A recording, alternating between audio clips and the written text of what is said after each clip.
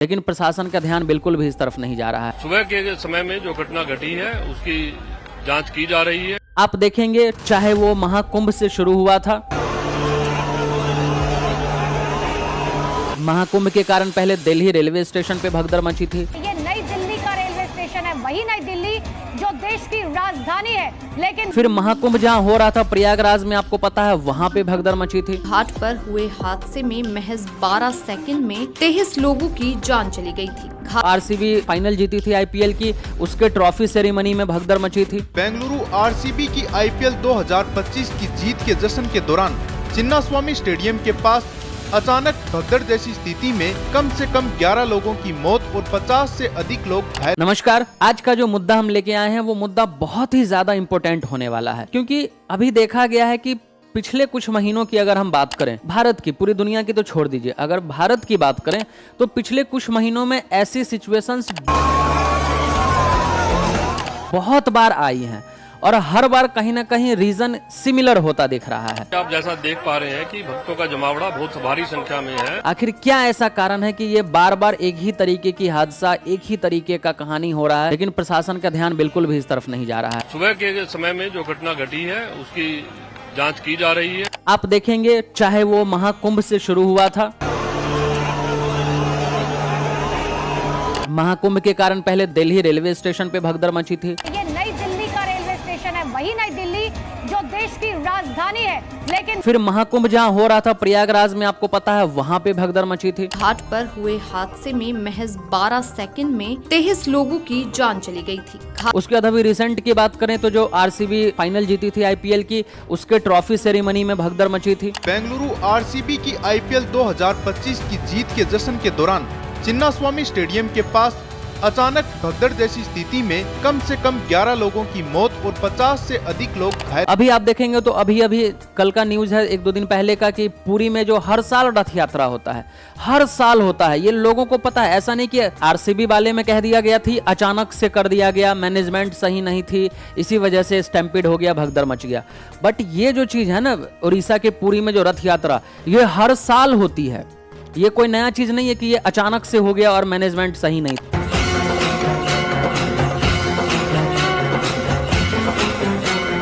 ये हर साल होती है, लोगों को पहले से पता होता है कि ये इस समय में इतने तारीख को इतने से इतने दिनों तक, आपको पता है रथ यात्रा पूरे 9 दिनों तक चलती है और इसकी प्रिपरेशन 9 महीने पहले, आप कह लें पूरे साल इसकी प्रिपरेशन चलती रहती है। लाखों की संख्या में, 5 लाख, 7 लाख, 8 लाख की संख्या में भीड़ यहाँ पे आते हैं।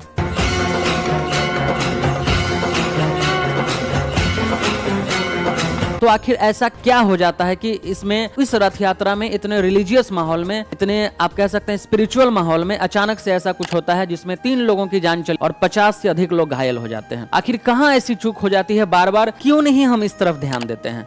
क्यों आम लोगों के जनजीवन को हम लोग, उनके जीवन की कोई वैल्यू ही हम लोग नहीं करते हैं? आखिर क्या ऐसा कारण है? सिर्फ और सिर्फ इसका कारण है कि हम आवाज नहीं उठाते हैं, और अगर उठाते भी हैं तो कुछ लोग उठाते हैं, चंद लोग उठाते हैं, जिनकी सुनने वाला कोई नहीं है। ये सिर्फ और सिर्फ इसलिए हो रहा है। चाहे किसी भी भगदड़ की आप बात कर लें, चीजें अरेंज तरीके से नहीं होती हैं और ठीकरा किस पे फोड़ दिया जाता है? भीड़ पे। भारी संख्या में लोग जो है पहुंच रहे हैं, ये विगत वर्ष की अपेक्षा ज्यादा है। भीड़ अनियंत्रित हो गई। आपको पता है कि भीड़ होने वाली है, आपको पता है कि यहाँ पे इस तरीके का माहौल है कि लोग एक्साइटेड रहेंगे, अपने धर्म को लेके, अपने जो संस्कृति है उसको लेके लोग एक्साइटेड रहेंगे, तो भीड़ बढ़ेगी। तो आप क्यों नहीं पहले से मैनेजमेंट करके रखते हैं, उसकी इस तरीके से देखभाल करते हैं कि अगर ऐसा, मान लीजिए अगर इन वर्स्ट कंडीशन अगर ऐसा कुछ हो भी जाता है तो आपके पास ऐसी सिस्टम क्यों नहीं होती है कि आप उसको टैकल कर सकते हैं और उसको मैनेज किया जा सकता है? आप इतना बड़ा, आपके पास रिसोर्स है, इतनी सारी आपके पास सिस्टम्स हैं, लेकिन आप एक भीड़ को कंट्रोल नहीं कर पा रहे हैं। किसकी जान जा रही है? जो हम जैसे, आप जैसे जो आम जनता वहां पे जा रहे हैं, कुछ अपने धर्म को, धर्म के लिए, अपनी खुशी के लिए, अपने पूजा अर्चना के लिए, अपनी श्रद्धा के लिए हम जा रहे हैं, वहां पे ऐसा कुछ हो रहा है। आपको पता होगा पुरी में भगदड़ मचा, अभी 9 दिनों का, आपको पता है वहां पे 9 दिनों का रथ यात्रा होता है।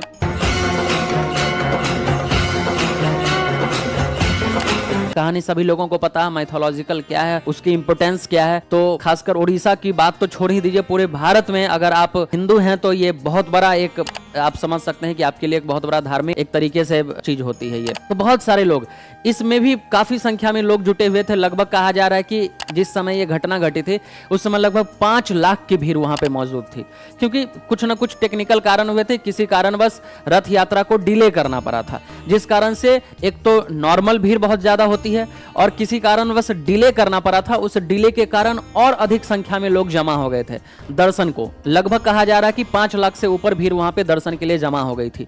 और वहां पे सबसे बड़ी प्रॉब्लम क्या हो गई, जहां पे वहां के जो लोग थे, जो चश्मदीद थे, उनका यह कहना है कि वहां पे लगभग 5 लाख की भीड़ को एक ही गेट से निकाला जा रहा था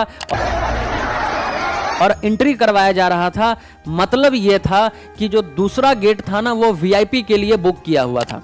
मतलब उसमें से सिर्फ वीआईपी, बड़े बड़े लोग जिनकी जान की कीमत है, जिनकी जीवन की वैल्यू है, उनको जाने दिया जा रहा था, आने दिया जा रहा था। और जो आम जनता है उनको एक छोटा सा गेट से 5 लाख लोग जा रहे हैं और आ रहे हैं।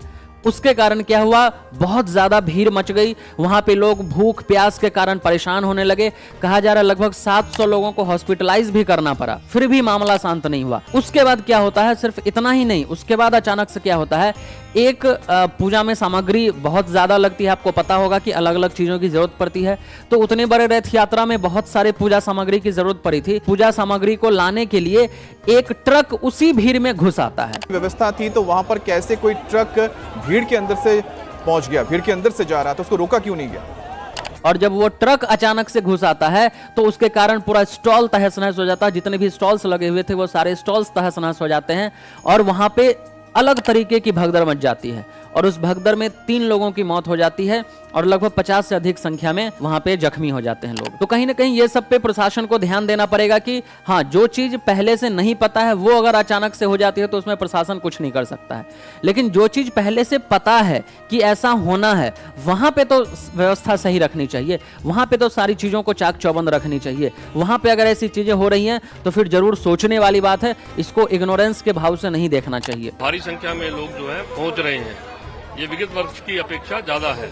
इसमें थोड़ी सोचने समझने वाली बात है। और सबसे बड़ी बात है कि जिनकी भी परेशानी है, जिनकी भी दिक्कत है, जिनकी भी लापरवाही, जिनकी भी कमी है, उन पे कड़ी से कड़ी कार्रवाई हो, ताकि आगे जो भी अधिकारी या जो भी रिस्पॉन्सिबल व्यक्ति होंगे उनको ये बात समझ में आनी चाहिए कि भाई ऐसी चीजें अगर दोबारा होती है तो सिर्फ नुकसान जान माल का ही नहीं होगा, हमारा खुद का भी नुकसान होगा। तो ये डर होना चाहिए मन में, तभी जाके ये आप देख रहे हैं 2025 में ऐसे ही बहुत सारी घटनाएं हो रही हैं। और ये कहीं ना कहीं हर चीज की लापरवाही है। सबका जब फाइनल रिजल्ट पता चलता है तो लगता है अरे यार, कहीं ना कहीं मैनेजमेंट का दोष था। क्या कारण रहा है, उस सब तथ्यों को जो है उजागर करा जाए। तो मैनेजमेंट का दोष कब तक हम आप आम जनता सहते रहेंगे? तो कहीं ना कहीं इसको रोकने की जरूरत है और इस पे बहुत विचार करने की जरूरत है।